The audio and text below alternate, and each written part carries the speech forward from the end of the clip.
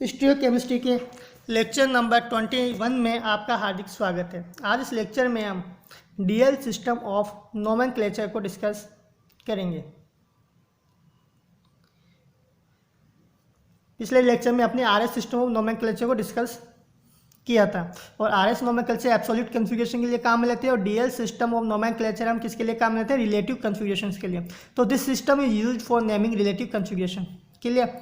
रोजेनॉफ in 1906 gave this system of nomenclature। DL system को Rosanoff ने 1906 में दिया था। अब डीएल सिस्टम ऑफ नोमेनक्लेचर को हम कार्बोहाइड्रेट्स में और एमिनो एसिड्स में अगर हम डीएल सिस्टम ऑफ नोमेनक्लेचर को देंगे तो उनके लिए रिलेटिव मेंबर्स होता है। कार्बोहाइड्रेट्स में होता है ग्लिसरॉल्डिहाइड और एमिनो एसिड्स में होता है एलेनिन। और वैसे और भी अधिक जो कंपाउंड्स अगर ग्लिसरॉल्डिहाइड से निर्मित होते हैं या जिनको ग्लिसरॉल्डिहाइड में कन्वर्ट किया जा सकता है, उनको जो कन्फिगरेशन है उन कंपाउंड्स का हम ग्लिसरॉल्डिहाइड के रेस्पेक्ट में देते हैं। अगर डी ग्लिसरॉल्डिहाइड से बना है तो उस कंपाउंड का नोमेनक्लेचर कैसे होगा? D.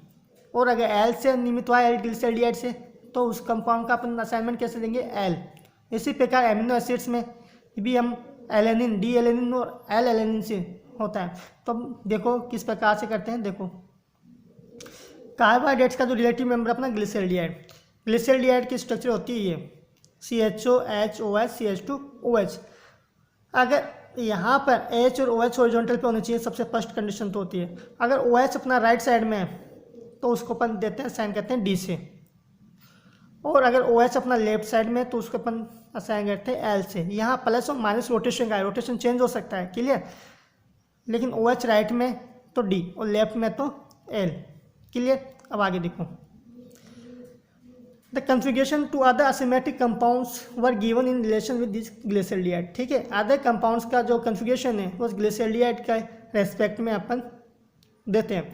Every compound is given D configuration if can be obtain from D plus glyceraldehyde और can be converted into it. वे सभी कंपाउंड्स जो कि डी ग्लिसरॉल्डिहाइड से ऑब्टेन होते हैं या इसमें कन्वर्ट होते हैं तो हम उसका कन्फिगरेशन कैसे देंगे? डी से। असाइन कैसे करेंगे? डी से।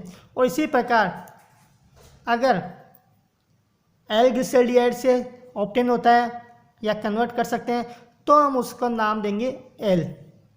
देयर ऑप्टिकल रोटेशन में भी इन एनी डायरेक्शन। जो उनका ऑप्टिकल रोटेशन है वो किसी भी दिशा में हो सकता है। फॉर एग्जाम्पल के लिए जैसे D glyceraldehyde can be converted into D lactic acid by the following चीज। यानी डी प्लस डेक्स्ट्रो रोटेटरी है, लेकिन ये डी माइनस लियो रोटेटरी लैक्टिक एसिड में रिएक्शन के द्वारा इस प्रकार से चेंज होता है। तो देखो रिएक्शन कैसी है। सबसे पहले डी प्लस ग्लिसरॉल्डिहाइड का जब ऑक्सीडेशन करवाया मर्क्यूरिक ऑक्साइड की प्रेजेंस में तो अपन को प्राप्त हुआ डी ग्लिसरिक एसिड। यहाँ CHO किस में कन्वर्ट हो गया? COOH में। अब इसका जब PbR3 के साथ जब रिएक्शन करवाते हैं तो यहाँ पर CH2OH एल्कोहल का क्या हो जाता है? एलोजिनेशन। तो यहाँ क्या हो जाएगा? OH की जगह क्या जाएगा? Br। तो यहाँ पर ये अब यहाँ पर जब इसका रिडक्शन करवाते हैं तो CH2Br किस में कन्वर्ट हो जाएगा? CH3 में। और अपने पास क्या प्राप्त हो गया? ये लैक्टिक एसिड। तो यहाँ तो ये D प्लस है और लैक्टिक एसिड है D माइनस। तो ऑप्टिकल रोटेशन चेंज हो गया है, लेकिन असाइन तो वैसा ही है, D का D है। तो D ग्लिसरॉल्डिहाइड से निर्मित हुआ है, D लैक्टिक एसिड, तो इसको असाइन कैसे करेंगे? D से। तो यहाँ पर कुछ रूल्स हैं जो हमें पता होने चाहिए। First rule, Here we will see the configuration of highest number chiral carbon। पहला रूल क्या कहता है कि सबसे हाईएस्ट chiral कार्बन का कन्फिगरेशन अपन को देखना है। दूसरा रूल कहता है कि numbering should be move from up to down. जो नंबरिंग है वह अप टू डाउन होनी चाहिए, ऊपर से नीचे की तरफ होनी चाहिए। ऊपर से मतलब हाईएस्ट प्रायोरिटी वाला ग्रुप ऊपर होना चाहिए, फिर ऊपर से नीचे नंबरिंग अपन करेंगे। तीसरा रूल कहता है इवन चेंजेज इफ रिक्वायर्ड। अगर रिक्वायर्ड हो तो इवन चेंज करते हैं। इवन चेंज कब रिक्वायर्ड होगा? जब H और OH हॉरिजॉन्टल पे नहीं होंगे तो हमें इवन चेंज करना ही पड़ेगा, क्योंकि H और OH lies at horizontal. Fourth rule क्या कहता है? H और OH हॉरिजॉन्टल पे होने चाहिए। एग्जांपल देखो, जैसे यहाँ पर ये मेंडेलिक एसिड है, यहाँ पर OH राइट में, डी ग्लिसरॉल्डिहाइड में भी राइट में होता था, तो इसमें भी आंसर क्या हो जाएगा? असाइन कैसे करेंगे? डी से। क्योंकि पहले रिलेटिव कन्फिगरेशन को हम जानते हैं कि रिलेटिव कन्फिगरेशन क्या होता है। रिलेटिव कन्फिगरेशन को हम किसी ऐसे कंपाउंड जिसका कन्फिगरेशन अपन को पता है उसके रिलेट करके, उससे रिलेट करके उन्हें उसके रेस्पेक्ट में हम उस कंपाउंड दूसरे कंपाउंड्स का कन्फिगरेशन निकालते थे। अब यहाँ पर OH लेफ्ट में तो इसका क्या हो जाएगा एल मैंडेलिक एसिड। इसी प्रकार 2-ब्यूटेनॉल में अगर OH देखो H और OH हॉरिजॉन्टल पे सबसे पहली चीज़ तो, और नंबरिंग ऊपर से नीचे हो रही है, तो यहाँ पर OH राइट में तो D, लेफ्ट में तो L। एक्टिव अमाइल अल्कोहल्स में CH2OH ग्रुप अपना किधर है, जो रिएक्ट में समूह है अपना फंक्शनल ग्रुप है वो D राइट में तो D और लेफ्ट में तो L। इस प्रकार से हम इसको असाइन करेंगे। अब एक एग्जांपल लेते हैं। यहाँ पर आप देखो, यहाँ पर CHO नीचे की तरफ है और ये अपना मेन फंक्शनल ग्रुप है, यानी कि प्रायोरिटी सबसे ज़्यादा इसी की होती है। तो नंबरिंग सबसे पहले कहाँ से होनी चाहिए, ऊपर से। ये CHO तो अपना नीचे, तो इसको ऊपर लाने के लिए 180 डिग्री पर आप रोटेट करो प्लेन में, तो अपने को ये प्राप्त होता है। क्लियर। अब यहाँ पर नंबरिंग ऊपर से कर सकते हैं, पहला क्वेश्चन सही हो गया। दूसरी कंडीशन क्या, अब एक H और OH हॉरिजॉन्टल पे होना चाहिए भाई। चौथा हाईएस्ट प्रायोरिटी हाईएस्ट कार्बन कौन सा हो गया अपना, ये वाला। इस वाले कार्बन को कन्फिगरेशन अपन चेक करेंगे। यहाँ पर H और OH हॉरिजॉन्टल पे नहीं है, तो H और OH को हॉरिजॉन्टल पर लाने के लिए अपन क्या करते हैं, इवन चेंज। तो पहला चेंज मैंने किया H और CH2OH में, तो यहाँ पर H आ गया हॉरिजॉन्टल पे और CH2OH आ गया नीचे। तो आप देखो यहाँ पर H और OH हॉरिजॉन्टल पे आ गया, तो अब इसका असाइनमेंट मत कर लेना, क्योंकि अभी अपन ने केवल फर्स्ट चेंज किया है और ओड नंबर में जब चेंज करते हैं तो अपन को एनएनसीओ प्राप्त होता है, ये हमें पता है। अब इवन चेंज जब करेंगे दोबारा तो OH इधर आ जाएगा लेफ्ट में और यहाँ H, तो इसका कन्फिगरेशन कैसे होगा L। क्लियर। यहाँ से अपन इसको नहीं बता सकते, लेकिन यहाँ से हम इसको ऐसे इवन चेंज करके ऐसे निकालना पड़ेगा, क्योंकि अपना जो मोस्ट प्रायोरिटी वाला ग्रुप है वो ऊपर की तरफ होना चाहिए, नंबरिंग अप टू डाउन हो रही है। क्लियर। आगे देखो, अगर हम अमीनो एसिड्स में बात करें तो अमीनो एसिड्स का जो रिलेटिव मेंबर होता है वो होता है एलेनिन, और एलेनिन का फॉर्मूला होता है ये वाला, स्ट्रक्चर होती है COH CH NH2 CH3। तो यहाँ पर अगर NH2 राइट साइड में तो D, और अगर लेफ्ट साइड में है तो L कन्फिगरेशन होगा। तो इस प्रकार से, और इसका जो नोमेनक्लेचर का जो रूल है वो देखो आप।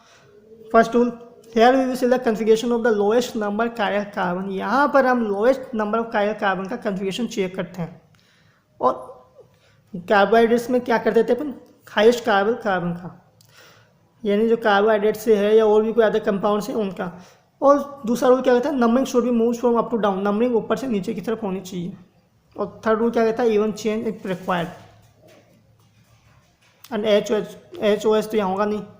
तो नोट करना, ध्यान रखने की चीज़ ये है कि जो D और L है वह क्या है, पेयर ऑफ एनेंशियोमर्स होता है। अगर मैं D ग्लूकोज की बात करूँ तो देखो नंबरिंग ऊपर से नीचे हो रही है, CHO मेन प्रायोरिटी ग्रुप वाला ऊपर ही है, और हाईएस्ट कार्बन कौन सा है, ये वाला। तो इस वाले पे OH राइट में, तो इसका कौन सा होगा D, और यहाँ लेफ्ट में तो इसका क्या होगा L। तो यहाँ पर केवल जब ये पेयर ऑफ एनेंशियोमर्स होते हैं तो आप देखो OH इधर राइट में तो इधर लेफ्ट, इधर H तो इधर H, इधर OH तो इधर OH। इस प्रकार से ये ध्यान रखना कि D और L क्या होते हैं, पेयर ऑफ एनेंशियोमर्स।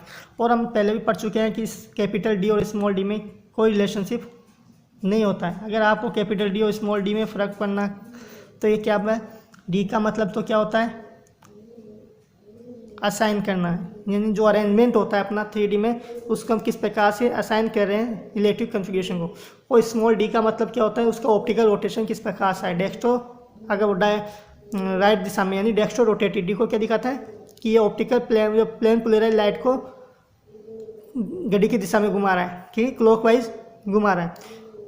और अगर कैपिटल L और स्मॉल l में भी कोई अंतर नहीं है, ये हमारा ऑप्टिकल रोटेशन को दिखाता है, लियो रोटेटरी है, और ये अपना असाइनमेंट को दिखाता है। तो इस प्रकार से हम DL नोमेनक्लेचर को अपन रिलेटिव कन्फिगरेशन के लिए काम में लेते हैं।